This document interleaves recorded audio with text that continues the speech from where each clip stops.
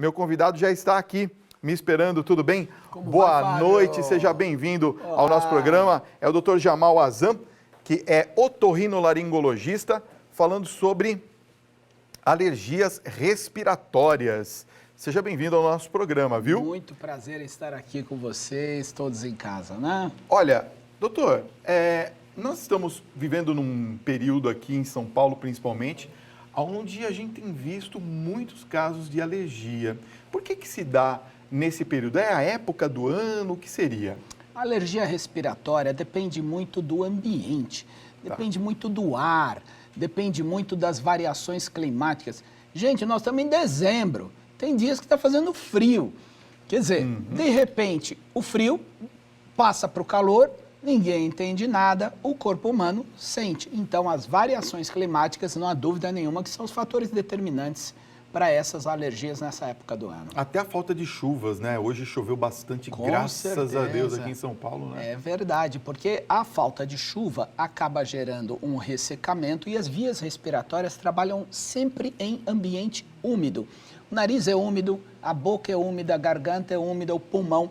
Então, o ressecamento, ele acaba também predispondo a várias complicações. Eu queria que você desse uma dica para a gente, principalmente a gente que trabalha, por exemplo, eu trabalho aqui e na rádio. Pois é. Ar-condicionado lá, ar-condicionado aqui. Pois é. Aí você entra no carro, aquele calor insuportável, que você deixa o carro parado geralmente no sol, né? É verdade. Aí você liga o ar-condicionado. Pois é. E aí a nossa via respiratória, desculpe o termo, vai para o vinagre, né? É isso mesmo, ao pé da letra. Qual seria uma dica, assim, para gente que entra muito e sai de ar-condicionado nesse período?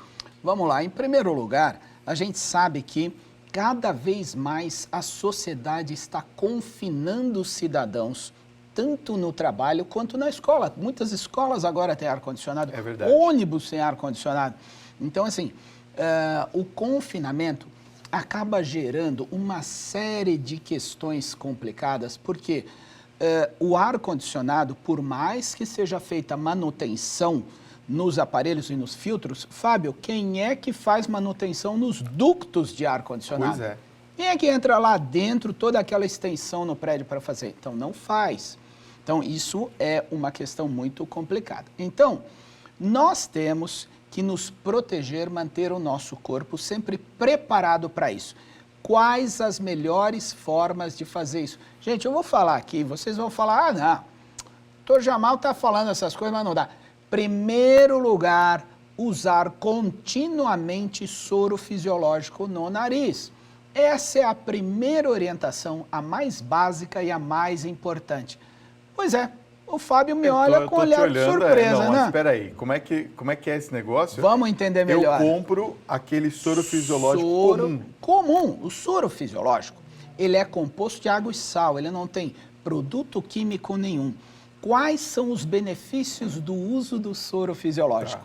Umedecimento do nariz, favorece a remoção das partículas de poeira, poluição. O nariz, a mucosa respiratória toda tem pequenos cílios que vão se movimentando.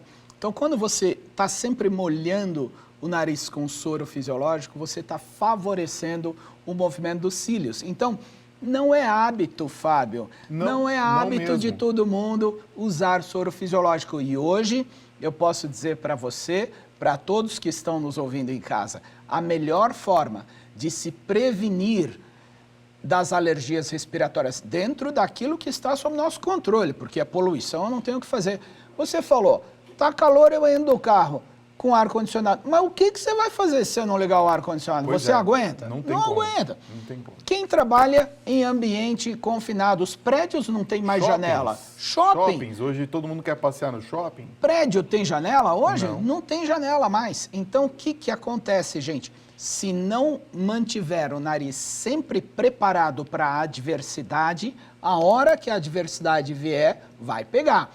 Soro fisiológico, existem vários tipos. Sprays, gotas é meio chato. E agora, o mais novo são os sprays de soro fisiológico em jato contínuo. É um frasquinho de metal que você aperta, ele fica saindo o spray. E aí você vai irrigando, molhando o seu nariz. Quantas vezes por dia? Várias vezes por dia, dentro do seu possível. Se conseguir fazer 3 vezes é o ideal, se não 2 é obrigatório. Tá aí a dica para vocês. Escovou o dente de manhã, limpou o nariz com soro fisiológico. Escovou o dente à noite, limpou e umedeceu com soro fisiológico também. Entendi. Vamos às perguntas dos telespectadores? Opa, essa é a melhor parte. Vamos lá. Oi, Fábio, boa noite, adoro o seu programa, obrigado. Só nesse ano eu tive 4 crises de tosse. Eu não aguento mais. O que eu devo fazer? É normal isso? Márcia de Guarulhos. Márcia, não é normal. Essas crises repetidas de tosse podem ter um fundo alérgico, sem dúvida nenhuma, especialmente se elas vierem acompanhadas de rouquidão, de dor de garganta ou de quadros de sinusite ou de rinite. Mas tem uma coisa aí, viu? Procura ver se essa tosse também não está sendo em função de um refluxo ácido do estômago, que muitas vezes também pode prejudicar. Ah, tem isso, é? Com certeza. Muitas pessoas Ele têm refluxo ácido sem perceber. A maioria das pessoas que têm um refluxo ácido não tem azia. A pessoa acha que tem que ter azia, não. E muitas vezes fica desencadeando crises de tosse repetidas. Olha, o Arnaldo Batista, de Presidente Prudente, São Paulo, fala assim: boa noite, Fábio, estou acompanhando o programa, parabéns pelo tema. Eu gostaria de saber o seguinte, qual é a diferença entre rinite e asma? O programa está maravilhoso, parabéns. Obrigado, Arnaldo. Arnaldo, realmente, hoje em dia, nós consideramos as vias aéreas uma coisa só. Então, quando você fala de nariz, seios da face, garganta, laringe, traqueia, brônquios e os pulmões, nós entendemos eles como um conjunto que reage da mesma forma, mas alguns indivíduos têm predomínio das suas reações no pulmão. Então, existe toda aquela tubulação que leva o ar até o final, que são os alvéolos, onde vai ter a troca gasosa. Nesse caminho, quando as artériazinhas, quando os vasos se contraem, acaba gerando a crise de asma, que é no pulmão. Então a pessoa tem tosse, tem falta de ar, tem chiado no peito. E a rinite é mais aqui em cima. Então são crises de espirro, crises de nariz entupido, coriza, aquela coceira que não acaba. Então eu diria que é mais a localização. Agora, do ponto de vista fisiológico, é praticamente a mesma coisa. Vamos lá? Olha, boa noite, Fábio. Eu sou de Guarulhos. Por favor, pergunte ao Dr. Jamal. A minha mãe tem um pigarro na garganta e fica coçando demais. E ela tem, por força do hábito, tossir, forçando, né? Certo, fazendo aquele pigarrear, vamos dizer assim, né? O médico disse ser alergia de poeira, mas em casa não tem poeira. O que poderia ser? A alergia de poeira, ela sem dúvida nenhuma pode desencadear, mas muitas vezes não é só em casa, às vezes é nos ambientes onde ela frequenta. Agora, mais uma vez aqui, essas perguntas são muito interessantes, porque realmente existe uma confusão entre crises respiratórias de pigarro, de dor de garganta e de tosse com o refluxo ácido, e são coisas diferentes. Às vezes a pessoa está tratando uma alergia e, na verdade, a causa é outra. Às vezes é uma acidez do estômago. Então, pesquise também o refluxo, veja se não é essa outra questão. Agora, uma pergunta interessante aqui da Tiana de Ilhéus. Ela fala assim, boa noite, Fábio. Eu tenho alergia. No momento, estou ficando rouca com frequência. A rouquidão é uma característica da alergia? Sem dúvida pode ser, sim. Principalmente por causa da congestão, que em geral acaba sendo o fruto de um conjunto de reações. Então a pessoa tem nariz entupido, respira pela boca, dorme de boca aberta, acorda com a boca seca, tem crises de tosse, tem crises de rouquidão. Então a alergia respiratória, ela se manifesta de diversas formas.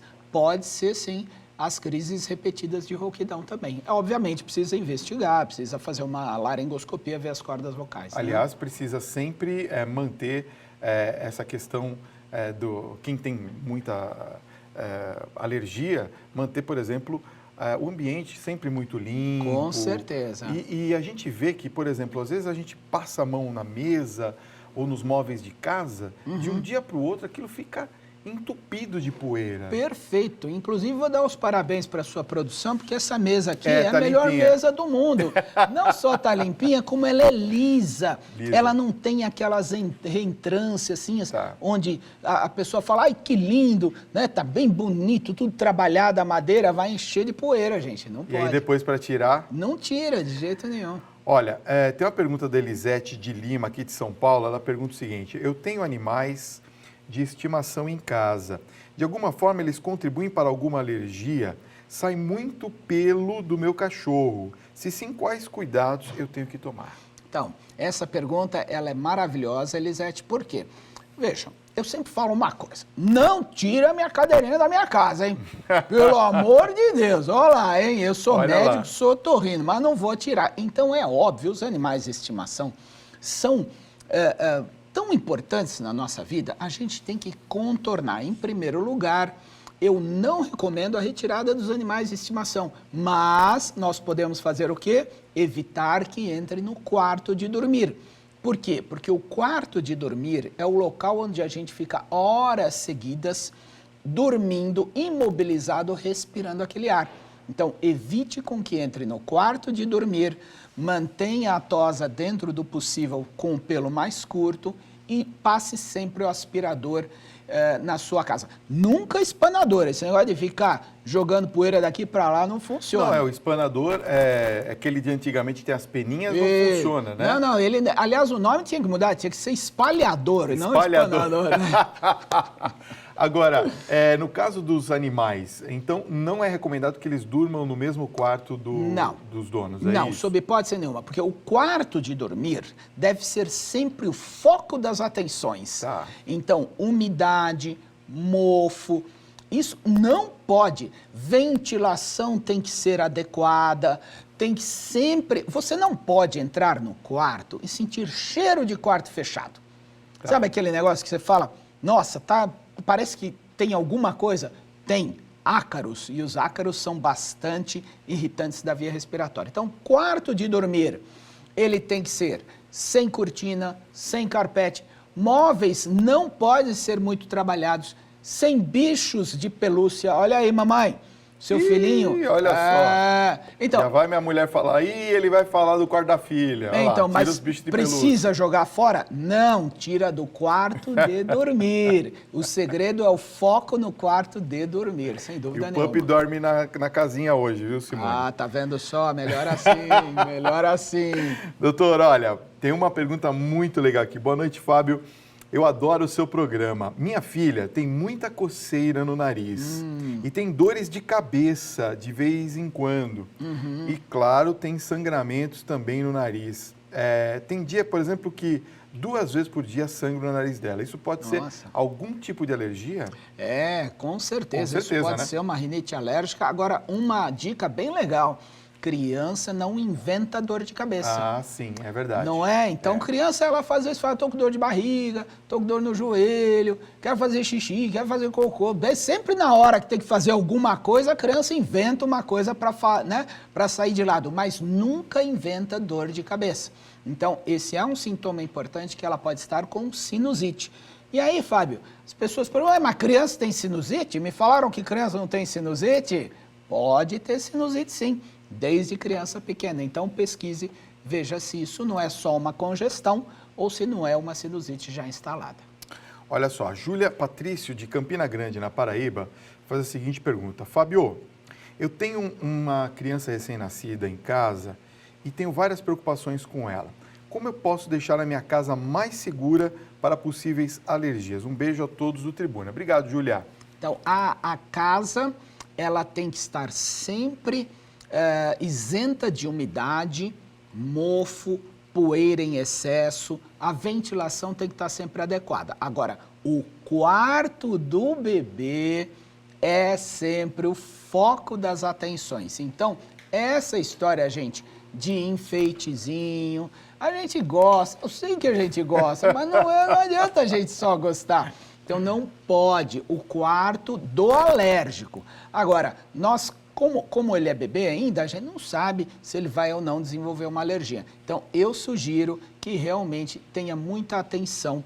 Uma coisa também muito importante em relação aos bebês, Nunca guardar roupa em saco plástico. Porque a pessoa às vezes fala, ai que bonitinho, eu vou guardar em saco plástico. Retém umidade, pode desenvolver os ácaros. Então, os cuidados têm que ser bastante redobrados. E uma dica muito importante para os bebês, mais uma vez, o uso constante, diário do soro fisiológico. Como que eu oriento o bebê a evitar, então, o desenvolvimento dessas alergias? Pingar o soro fisiológico todos os dias, especialmente as trocas de fraldas, amornando um pouquinho. Então, pega um frasquinho conta-gotas, amorna um pouquinho, ou deixa no sutiã, ou amorna numa canequinha em banho-maria, ou no micro-ondas, testa na sua mão ou no seu nariz, e na hora de trocar a fralda, tchum, um conta-gotas cheio em cada narina, todos os dias. Isso é uma prevenção. Doutor Jamal, obrigado pela sua presença, foi muito bom o nosso papo, viu? Uma honra para mim estar aqui com vocês. Muito obrigado, gente.